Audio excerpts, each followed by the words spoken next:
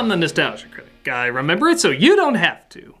In the world of comic books, characters die a lot. So many characters have died and often come back that I wonder if there's a phrase among comic writers that says die early and die often. And one of the greatest villains of all time is no stranger to this running joke, the Joker. Though in all fairness, when it comes to the comics, we don't see it that much. Oh, there's been plenty of fake outs, and he's certainly been mangled and distorted something fierce. But when it comes to actual dying, it's the other avenues that take a literal shot at this. We definitely get one in Tim Burton's Batman. We kinda got one in the Arkham video games, although his personality still lives in other people somehow. It's a bit confusing. Injustice has Superman ripping his guts out. Yikes. And of course, there's that infamous last page of Killing Joke, where people still don't know if Batman is killing the Joker or just putting his arms on him in a fit of insane laughter. The short answer is he doesn't kill him, as Barbara Gordon is paralyzed in that comic and the Joker appears in continuity with that fact.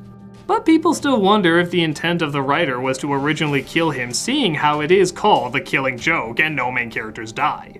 The series that ironically likes playing around with killing him the most is the quote-unquote kids version, the animated series. In one version he's fed to a shark, in another he's killed in a vengeful rage. He even gets blown up in a giant metal smile.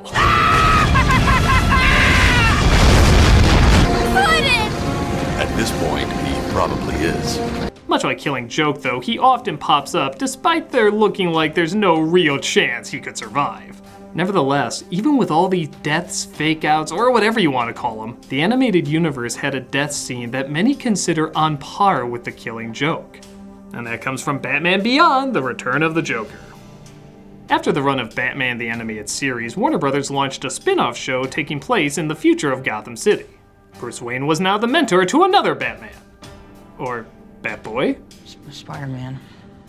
The show is gaining more and more of a following, but even people unfamiliar with the show know about the movie that showed the death of the animated series Joker. Not a spin-off movie or different animated universe, the animated series many of us grew up with. The one that contained what many people consider the best Batman and the best Joker. Don't believe me that a lot of people are familiar with this death? Well, just take a look at the YouTube hits. Part 1 starts off strong, but starts to lose viewers as most split-up videos do. But there is a huge spike in Part 6, which has, you guessed it, the death of the Joker. This is so well done that in many people's opinion, it's among the best Batman lore. This part is so good, I could actually talk about it scene by scene. So here we go! Yep, I'm gonna go over why this mere 10 minutes is arguably one of the best Batman stories ever told. Because hey, great storytelling, even if it's only 10 minutes long, deserves to be analyzed. It begins with Commissioner Barbara Gordon, aka Batgirl, telling the tale of the night when Robin, Tim Drake then, was abducted by Joker and Harley. A bird in the hand. First of all, this reveal is more brilliant than you may think. You see, the show went through a redesign and all the characters were given a bit of a makeover. While most of them were pretty good, a lot of people had issues with the way too simplified and colorless Joker. This reveal makes you think it's going to be that version, only to reveal it's much closer to the original design. In fact, it's almost a perfect fusion of the two, creating not only a good fake out, but also a creepy image.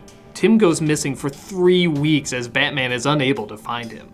That amount of time added to the mystery of what's happening beautifully raises the tension. Joker finally sends Batman an invite to meet him at Arkham Asylum.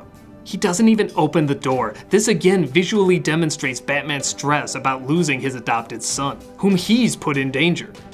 The asylum is silent with a creepy humming in the distance.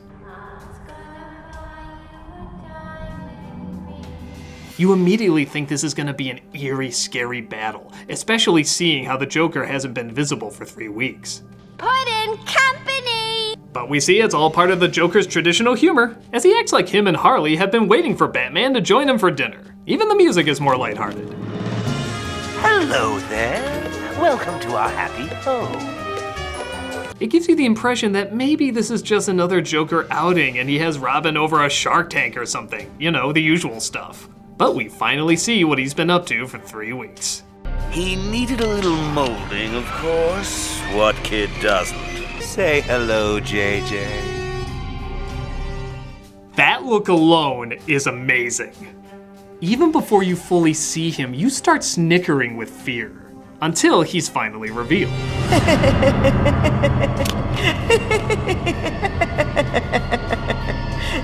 This setup is both disturbing and hilarious at the same time. Pure Joker.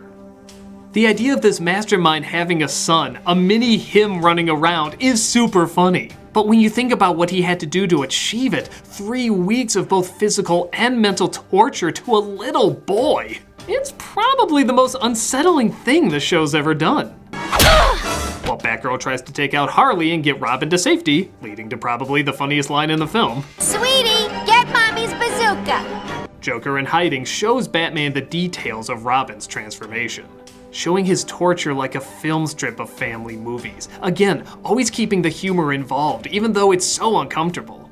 And just when you think another bombshell couldn't drop, Dear lad began to share such secrets with me. Secrets that are mine alone to know, Bruce. Now on the one hand, a lot of people have figured out who Batman is, but the Joker is almost never one of them. In the movies, in the comics, even in other death scenes, it's never revealed. So not only is this an iconic figure discovering the biggest secret / weakness of another iconic figure, but it's the one we've had years and episodes of familiarity with. It's not just another incarnation of the Joker, it's one we've really gotten to know for a long time. So their particular relationship is beyond well known to us. For a fan, this is a legitimately shocking and even uncomfortable moment, on top of all the other ones we've just had. And in typical Joker fashion, how does he react to one of the most famous and tragic backstories in superhero history? He makes fun of it.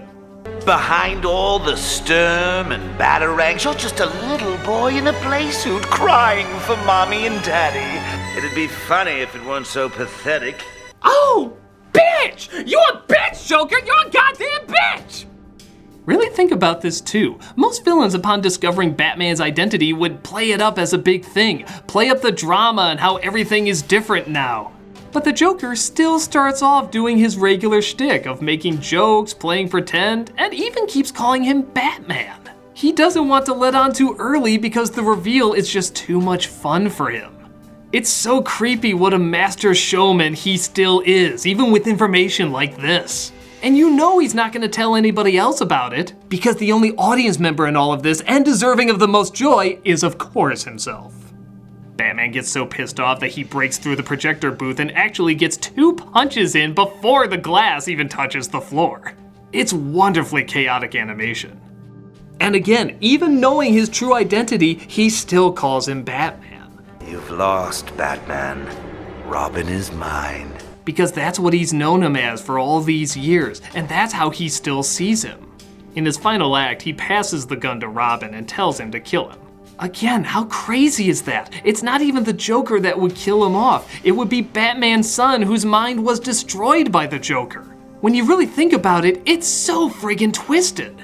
But Tim finds even in his altered state, he can't do it. Or at least has enough fight back to swerve it away for just a second, shooting the Joker. Killed by his own punchline, the Joker delivers the only fitting last words. That's not funny. That's not...